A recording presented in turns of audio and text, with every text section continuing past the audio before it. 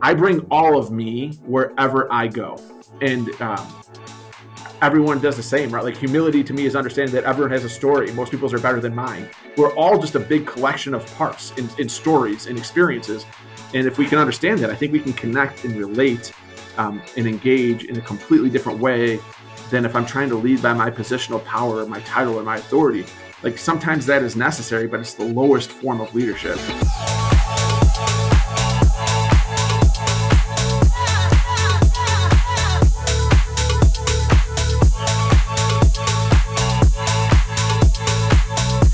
Well, all right, ladies and gentlemen, we are back for season 5 of Leading Through Unprecedented Times. I'm Tom Murray from Future Ready Schools, and I could not be more excited to kick off this episode with one of the top known superintendents in the country, Superintendent in Illinois of the Year in 2022, recently recognized as a finalist for National Superintendent of the Year 2023. That is my good friend, PJ Caposey. PJ, how you doing, my friend? It is great to have you on the Future Ready podcast. Thanks for coming to hang out. How are you? I'm excited to be here. Pumped to lead off season 5. Let's do it. Awesome. Well, thank you so much for your time this morning. I'm excited for our listeners to hear your journey, hear some of the things that are going on. And so talk about, if you could, here we are, Superintendent of the Year, and congratulations for that. We know that superintendents have been constantly under attack from coast to coast, craziness in our world. And there you are getting these awards and highlighted. So first and foremost, congratulations on that. But secondly, talk to us about your journey in your district, how long you've been there, what it was like just over the last number of years from pre-COVID to where we are now, any lessons learned.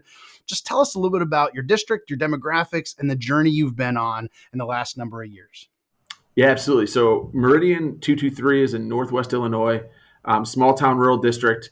If you ask people, they tell you that it's an agricultural district, but we have a lot of farmland, but we have very few farmers. So it's much more small town, rural, kind of bedroom community to some larger urban areas, about 25 miles out. It's a pretty special place in a lot of ways, and really interesting community that takes an enormous amount of pride in their school. Like we kind of are the show, which is a blessing and a curse at times. But when I arrived here 10 years ago, I was the 5th superintendent in 3 years. One of my first board meetings, we had to let go of 10% of our staff just to make payroll. So we were pretty close to bankruptcy. And the story I like to share in terms of kind of giving people a picture of where the district was is after I was hired, I asked for an email address so I could start connecting with people before my actual contractual start date. And that was not possible because we did not have working email.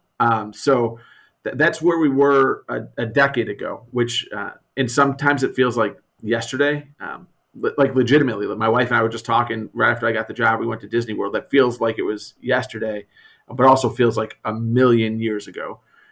And so the district has had a really nice kind of renaissance. I think it was an interesting and maybe an easy district to take over in some ways because what was going on in the classrooms was pretty darn solid. It was everything around it in terms of the actual business of running a school and the infrastructure that was totally backwards. So I think it's probably easier to take that over than vice versa, right? Like to have everything that's running smooth, but the classroom really needs a ton of work.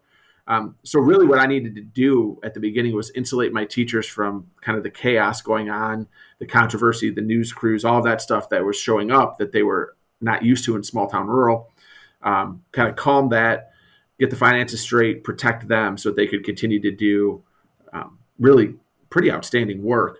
And so once we got that stabilized, it's been a really nice journey up until kind of the pandemic where everything worldwide was impacted, but I was pretty proud that we were positioned really well for the pandemic, which like obviously nobody was positioned perfectly for it. But for us, we were 1-to-1 and we had a ton of our staff already Google certified. So to make that flip and to make that switch was, it definitely wasn't seamless, right? Like those first 3 months were chaos, but it was as seamless as anyone that I know, right? And we were able to survive it pretty well. And on the back end of it, we're still doing pretty well. We have no evidence of learning loss with our kids. And I hate that term anyway, but we have no evidence of that term, and we're kind of rocking and rolling. Things are going really well, and I think that it's a significantly better place than it was a decade ago. and pretty proud of what's going on. Yeah, well, you're one of the most human-centered people that I know. So it's no surprise that I know some people turned up the podcast and say, "Did he just say they didn't even have email?" But yet you turned it to, but you had really solid people, really solid instruction, and shows that you understand certainly the people side of the work. But then the journey to get to be prepared for the pandemic, which of course none of us saw coming, is certainly a testament to your leadership and the amazing people that you have throughout the district. But we also know looking forward, you've already announced a bit of a transition way ahead of time, which is also not typical. And so, on one hand, I want to give you a shout out because it's not easy to put yourself out there to say, hey, here's something that's going to be coming way down the pike. But knowing you as I do, I also recognize there's a reason you do it for stability of the district and also for the stability of your people and aiding a transition. And so, talk to us a little about what you have coming up, why you shared it so far ahead of time, and what your highest hopes are for that in an upcoming transition.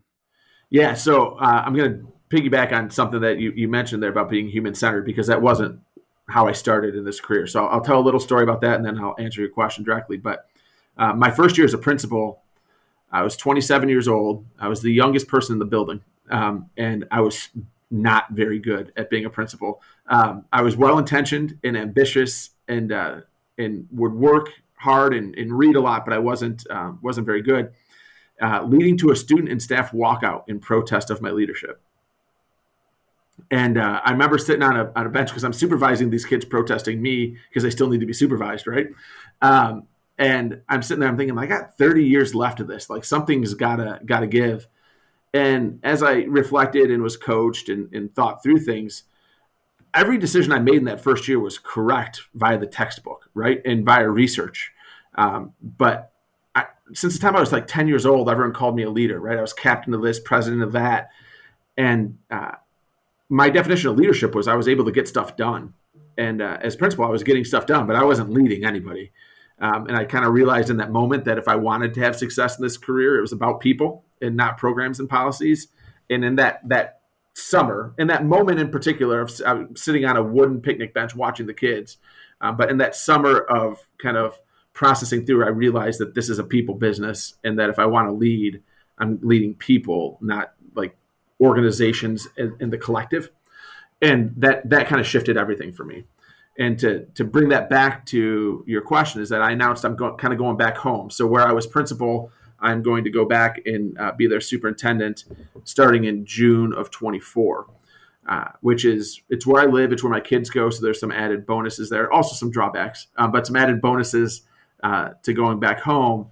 And it was a really interesting decision. It's really interesting on a number of levels because I'm replacing someone who's like a big brother to me, who I love deeply. But we've had very frank conversations with each other that he knows that I'm going to be tearing down some of the stuff that he was the architect of. And conversely, in my district, I'm being succeeded by one of our current principals who I love like a little brother, who I know will also be tearing down some of the stuff that I spent my time building. So it's been a really interesting, sometimes beautiful, sometimes awkward transition period. We announced in October. And so we are about 6 months through the waiting period, and we still have about 14 months to go. Wow, that's awesome. One of the things that is you're sharing that, first of all, I appreciate your humility and recognizing, hey, here's who I was, here's who I wanted to be, here's what I learned in school, in class. I did things by the textbook, but I was not effective, lost sight of people. To come onto a podcast that's nationally broadcast saying, yeah, the kids were revolting because of me, shows immense humility. And I appreciate that vulnerability. It's making me reflect. And obviously as a leader, and I became a principal at 27 years old as well, I relate to you. It's a really interesting spot, supervising people that have been teaching for longer than you've been alive. But you must have had some sort of leadership moment where you said, and maybe it was sitting on that bench, where you said something has to change. But that reflection, you didn't get up, walk out yourself and saying, well, heck with these people because they don't know what they're doing, it's their fault. You reflected and realized some things to change. Talk to me for a minute, if you would, on the importance for leadership reflection, for superintendents, for principals, and their own growth. One of the things I often talk about is we recognize you're constantly putting out fires throughout the day. There's always these decisions to make. And it's not like you have the time during the day to sit down and just say, I'm just going to reflect on my leadership today to see how I'm doing. But here's the reality is if we're not reflecting, we're not growing as a leader. So just talk to us a little bit about what advice do you have for principals, superintendents in the chaos of their world to make sure that they are reflecting on their own leadership so that they can grow just like you exhibited all those years ago? I think reflection is absolutely required if you're going to increase self-awareness. And I think part of leadership, like a prime part of leadership, is understanding who you are and what you believe in and why you behave in certain ways. I will say that I think reflection is a vastly underrated skill, because most people think that their reflection is the 5 minutes on the drive home where they almost like DVR their day in their head and then watch through it in like 12x speed. And that is part of it, right? Like in thinking about the one comment you could have made differently or the body language that could have shifted here, like that's all part of it, but that's not enough, right? Like we have to be asking ourselves some deep, intentional questions. We have to be figuring out why we're behaving in certain ways, why we're reacting in certain ways, so that we can figure out how to leverage our strengths and mitigate our blind spots. And so for me, I think reflection is insanely introspective, but I think it's really, really facilitated by other people. And so I've been very fortunate in my journey to have really amazing coaches and mentors that have asked me some really difficult questions and questions that I did not want to answer at certain times that have helped me to understand myself in a way that is allowed success. I can tell. I got like a quick 2-minute story about how I think a coach saved my career. If you absolutely, let's hear it. What do you got? So, Tom, as you know, I border on over direct at times, and sometimes that's been a great catalyst for my career, and other times it's been a roadblock. And so I got into it with my board because we had one norm, and it was no surprises. They surprised me at a board meeting. And we got into closed session, and I called out the two members that surprised me. But I didn't just kind of call them out. Like I said some things that probably should have got me fired. And so the next morning, one of the people was my board president. And so he came in, and we're pretty close. And we had, the heated 90-minute conversation that ended in a hug, and we were good. But there was still one other board member. And so I called my coach, and I'm like, hey, I think I might get fired. And he's like, why? I'm like, I said these things. He's like, yeah, you're probably going to get fired. I'm like, yeah, I think that's probably how it's going to happen. And he's like, why did you say those things? And I'm like, well, because we have a rule and a norm, and they violated the norm in the protocol. And so the board president continues to set up meetings with this other board member. We tried the formal meeting in the office. We tried over a beer. We tried over a coffee. And it was like, and I don't know if you ever do this with your wife, but sometimes with my wife, we have the same argument, like the exact same argument, just like 3 days later. And we were just having the exact same argument 3 days later. And so we're 22 days into this. Every day, my coach would call me and ask me the same question and say, why are you so angry about this? And I'd say the same answer, is that we have a protocol, a norm, they violated it. On day 22, he asked me, and I was so aggravated because I felt that he was being so patronizing by asking this question. And I said, because they hurt my feelings. He's like, good, hang up, call him and tell him that. I called him. He told him, like, look, we've been having the same argument for 3 weeks now. You hurt my feelings when you did this. I thought we were in a different place than that. And he apologized, and I apologized, and we were fine. I would have never, ever, ever gotten there without somebody helping me see that through a different lens. Even though it was all happening within me. It was all about me and in my head and in my heart and in my soul. But without somebody aiding that reflection, it would have never happened. Man, I love that story. I absolutely do. Can certainly relate. And I'm sure many of our listeners can as well. One of the things as our listeners are hearing you talk that is so incredibly evident. And it's one of the things that I really respect about you and your leadership the most is also the power of vulnerability. Here I kick off saying, just recognized as a finalist for National Superintendent of the Year. I saw your mugshot sitting up on some bigwig stage. There you were, you're all over the place smiling. And it would be so easy for you to walk into a space and be like, obviously I got this all together because here I am, want to recognize one of the top 4 superintendents in the entire nation, but that's not your mindset. You lead with vulnerability. And here we are, 13, 14 minutes into the podcast, and you've already shared some stories of how your lens needed to shift or how your mindset was off, or maybe that you were the roadblock in that sense. Talk to us for a few moments, if you would, on just the power of vulnerability as leaders, because it's so easy. I think one of my downfalls early on, as you shared as well, is just this feeling of like you trying to be all things to all people all the time, time, supposed to have all the solution, always know what to do, always know the next response. Everybody's always looking at you. And the reality is you're also a human being with feelings like you just shared, or that needs some help. And you can't do things by yourself, but that vulnerability is really key. So talk to us for just a moment, because you model it so well, on the power of vulnerability, especially for superintendents who, like you just shared, can be one meeting away, one vote away, one board member away from looking for the next job. I don't. I think that one thing that happens when leaders ascend to positions of title or authority is that oftentimes we forget what we valued when we were being led. And so it's one of the questions that I ask all the time when I get a new superintendent that I'm coaching or a new principal that I'm coaching. And people often obsess about their first faculty meeting or their first their convocation. And they'll be like, they'll send me their notes and I'll be like, okay. And I'm like, why? And then I usually, after a couple of weeks, I'll ask them, like, what did you value as a teacher? What did you actually need to hear? What did you value as a principal? And we forget that so frequently. Like, all of a sudden we turn into, like, instead of Superintendent PJ Caposey, which is how most people think, I'm just PJ Caposey, who happens to be a superintendent. And if you lead that way, I think like authenticity matters, right? So I am who I am. I believe I have a handful of really profound strengths, but I've got a ton of glaring weaknesses too. And I also am just who I am. So like, one of the things I say when I speak all the time is, like, we don't have to be our personality. Like, and I believe that, right? Like, so I can adjust to situations, but I also should know my personality and the things that make me unique and stand out. Like, I am unafraid of conflict, absolutely, totally unafraid of conflict. And so that has brought me a tremendous amount of success in my career. It's also gotten me into a ton of unnecessary conflict, right? Like, so until I take the time to understand that about myself, then I'm going to continue to make the same mistakes over and over and over again. And so, like, for me, my story is my story. Like, the thing that has most profoundly impacted my leadership is the fact that I've had cancer 3 times. And I lead like the country song, right? Like, I lead like there's, I don't know what tomorrow's going to bring. And I want to get a ton of stuff done really quickly. And that's a great strength and a great weakness. But, like, I bring all of me wherever I go. And everyone does the same, right? Like, humility to me is understanding that everyone has a story and most people's are better than mine. We're all just a big collection of parts in stories and experiences. And if we can understand that, I think we can connect and relate and engage in a completely different way than if I'm trying to lead by my positional power or my title or my authority. Like, sometimes that is necessary, but it's the lowest form of leadership.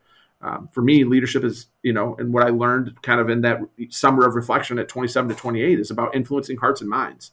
And I can't do that if I'm not going to allow my heart and mind to be influenced. Man, such powerful nuggets there. I could dive into so many of the pieces that you just shared.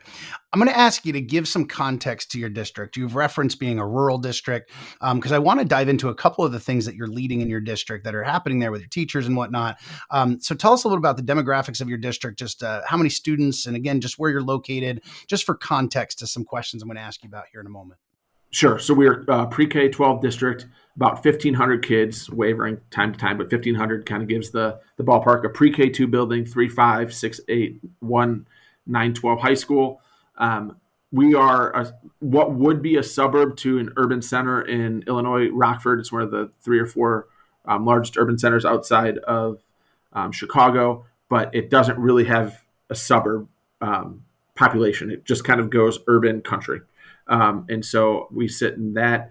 We are about 90% white, 25 to 30% free and reduced. We typically would set up as probably a fairly financially stable district. But for us, we have zero industry. Less than 1% of our tax dollars comes from industry. So it's all on rooftops. So we actually end up we're not a poor district in terms of our demographics, but we are a relatively poor district in terms of the revenue we collect as a result of not having any industry to survive off their tax revenue. Yeah. So one of the things at Future Ready we love to do is spotlight just great practices, things that are happening, because many times we can get in this mindset where we hear these echo chambers and we start thinking to ourselves, well, we can't do that because we're a rural district. We can't do that because we're a high school only district. We can't do that because we're in this section of this state. And we come up with all the reasons that we can't. And so, when you've got 1,500 kids, which obviously is going to be a limited budget, it would be really easy to say, well, our kids can't do that because we can't afford to do this and this. And certainly budgets are reality. I'm certainly not naive in saying those pieces. I get that. But let me give you an example. One of the things that I love that you all are doing around instructional coaching. And we recognize there's some hard budget numbers to having instructional coaches, yet you see the value of it. And it's real easy in a real small district to say it's just not feasible for us, but yet it's a priority for you. So talk to us about how, even as a small and rural district, you're valuing and prioritizing instructional coaches, just really the why behind it and how you're making it happen.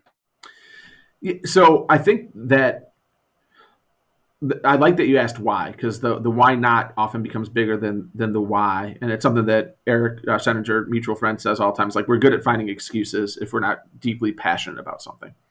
And so for instructional coaching, for me, there's my start of my career in consulting and speaking was around the topic of teacher evaluation. And my thesis or hypothesis on teacher evaluation is that it's the lowest return on investment practice we do in schools. So in most districts, it's thousands of hours of collective person power over a year. And when I do surveys for my district, other districts, very few people say their instructional practices improved. A lot of people say the culture and climate decreased, right? So let's keep spending all of that money and time. So then the question becomes, what if we know that doesn't necessarily work as a systematic approach to improve instruction? Then are we just going to forgive ourselves of the responsibility of trying to make teachers better? And I can't. I think there's a moral and ethical imperative that if we're going to have staff members here, that we should do everything we can to make them the most effective versions of themselves, so they can better serve our kids in our community. So that was the why. And then figuring out the budget behind it has been, it still is a process, right? So when we first started, we started with one coach for the K-5 level. And then as budgetary allowances, gave us the benefit of doing, we moved to a second coach. And then we had them structured one K-5 ELA coach, one K-5 math coach. Then the feedback we got was that structure wasn't great. Because there was too siloed and two people going between two buildings. It was just messy. Then found a grant, and now we're able to have 5 coaches. So we have 2 at the pre-K 2 level, 2 at the 3-5 level, and now we've got 6-12 math to try to extend it up into the upper levels as we're continuing to progress and build the program. And so at the rate we're at right now, our coaches at the elementary level have a caseload of 10. Which means that they have 10 teachers to do everything they can to provide every type of instructional resource, curricular, assessment type of support that they can, so they can better support kids. The bottom line for me is in that this is sacrilege as somebody who makes a good portion of their living providing professional development. The vast majority of professional development isn't moving the needle, right? And so if we know that that's not working, we know evaluation isn't working, then as a superintendent, then my best chance, in my opinion, of creating conditions for sustained success is to provide as much support in the classroom in a job-embedded approach as possible. Absolutely love that. One of the other things, when we take a look at the Future Ready framework, personalized professional learning is really one of the gears, and that's really what you're getting to, is how do we make that shift? You referenced Eric Sheninger, and in our book, Learning Transformed, we evaluated something very similar and really looked at, okay, if we take X number of observations over the course of the year, what percent are we actually watching what teachers are actually doing? And it was 0.11% of what they were actually doing in a given year, we were making these vast judgments on, which no statistical calculation will ever show you is even remotely relevant. Yes, we put our stamp of approval on it quite often. So I couldn't agree with you more. Brilliantly said.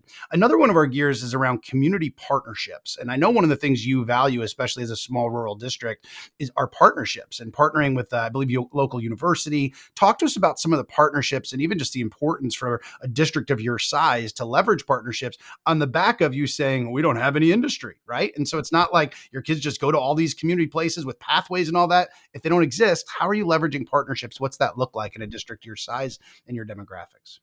So a handful of different approaches, but I would say that to go back to kind of the initial question on the pandemic, when the pandemic hit, I think a lot of people probably, I know I said it, I imagine you probably said, is this is our chance to transform education. And then it got so hard, we kind of forgot to transform education. We just needed to survive it. And my biggest takeaway from the pandemic, and it's something that I had believed before, but I didn't know if it was actionable. But like one of my core things, the entirety of my teaching career is inner city. So small rural is completely different for me. But in the inner city, the moral and ethical imperative I felt was that the zip code that my kids came from shouldn't dictate the quality of their education. And I think that like as a society, we should wrestle with that constantly. Like if I was running for office, that would be my platform, right? But then you get to small rural, and geography is impacting the quality of their education for completely different reasons, and I think much more solvable problems. And so if anything was taught to us by the pandemic, it should be that geography does not need to limit access to high quality instruction as a result of the proliferation and ubiquitous nature of technology. And so we were really excited. U of I, University of Illinois, has partnered with and created this kind of consortium called the RISE Network. And it's a bunch of small rural schools that they offset some of the expense to put state-of-the-art streaming equipment into classrooms. So if, as the teacher shortage becomes more profound, I think this will become more commonplace, but I think we're just kind of on the leading edge of it. But when a district downstate in Illinois can't find a calc teacher, and we've got calculus, now they can stream into our class and have access to high quality instruction. And so that's the partnership that I'm most proud of. It's interesting though, because it's been really rocky for us because we're Block. And so to find someone to mirror schedules with us is really, really interesting. Additionally from that, I think that, you mentioned pathways. And I think that, again, 10 years ago, if you would have asked me, I would have been a college for all guy. And I kind of realize now how foolhardy that sentiment is, particularly living in the community that I am, because every year we graduate welders through our industrial arts program that leave and then make more than literally any teacher in the district at 18 years old.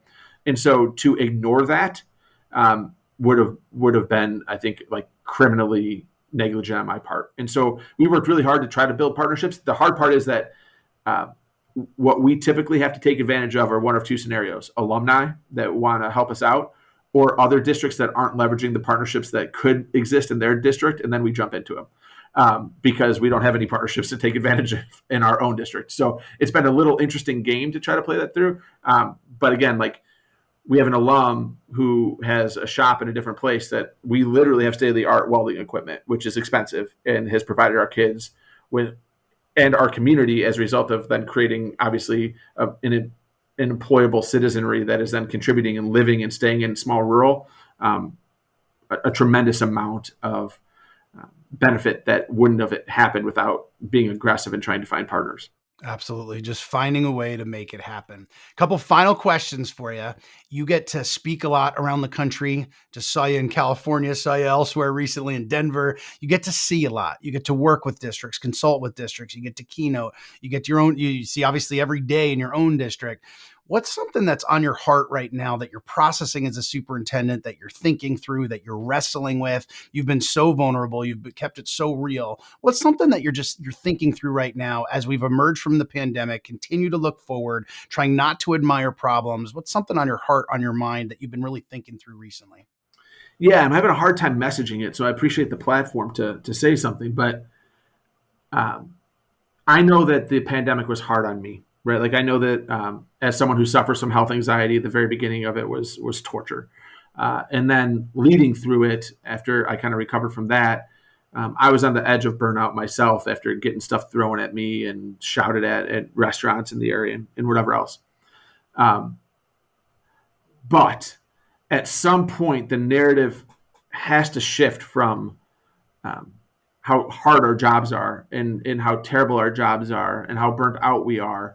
And all of that is real. I'm not discounting that. And I mean that sincerely. Like I went through all of that. But we keep talking about how we have a teacher shortage and that we're in crisis. But then as leaders, and to steal a Whitaker quote, who's my kind of mentor in the business, that when the leader sneezes, the whole building catches a cold. And so as leaders, when we keep going around talking about how stressed out and burnt out we are, and then expect people to be excited to come work, it's a foolhardy proposition, and I don't know how to change that narrative because I am not discounting the social emotional grind that people have been through. Like, and again, I've lived through it, and I've, had my own share of panic attacks, right? Like I'm there with you, but at some point, like I sincerely, like in my heart, believe we have the best jobs in the world still. Like I 100%, as soups and Tom, this, it's one of the worst kept secrets. You do a decent job as a soup, you get lots of job offers outside of education.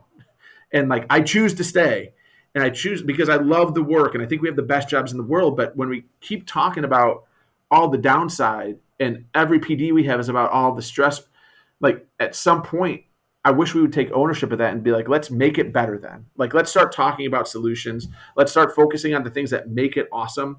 I know for me, when I hit like my lowest point in the pandemic was probably like September of 22, right after we launched back Illinois. We had the mask mandate that does not go over well in my community the first year, let alone the second year. And I was just getting my butt kicked through it. And I was so burnt until I decided to take ownership of where I was at. And I started to intentionally think about like the things that bring me joy in the job. And I quit doing all the nonsense and started doing all the things that brought me joy. And all of a sudden I love my job again.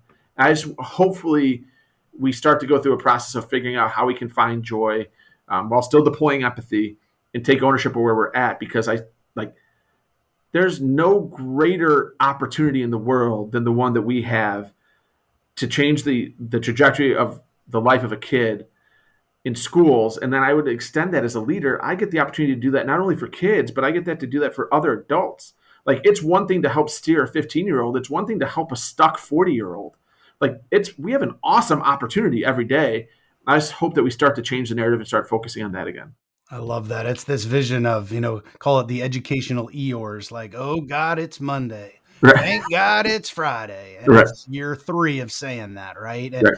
We do have to be in charge of our own morale. We do have to. And I love how you're balancing the recognition of some real trauma, real emotions, real struggles. And thank you for your own personal vulnerability there as well. One of my best friends, somebody you know well, as well as a guy named Joe Sanfilippo, one of our Future Ready advisors. And one of the things Joe says all the time that I love is start and end your day with joy and be intentional about it.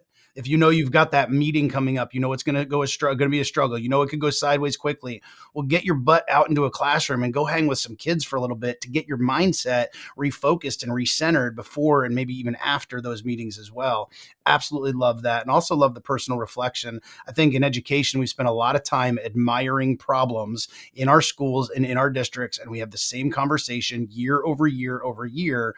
How do we continue to work towards solutions? It's that notion of the glass is half full or the glass is half empty, but at the same time, do we also recognize that it's refillable, right? I believe we've got to choose our lens each day. If you got up and wanted to see negativity in our world today, well, that's what you're going to see all over the place. But if you got up and you want to see greatness in our world, because of amazing teachers like in PJ's district that are teaching in classroom every day, you're going to see it all over the place. And choosing our lens each and every day is so, so real. Love that piece of advice.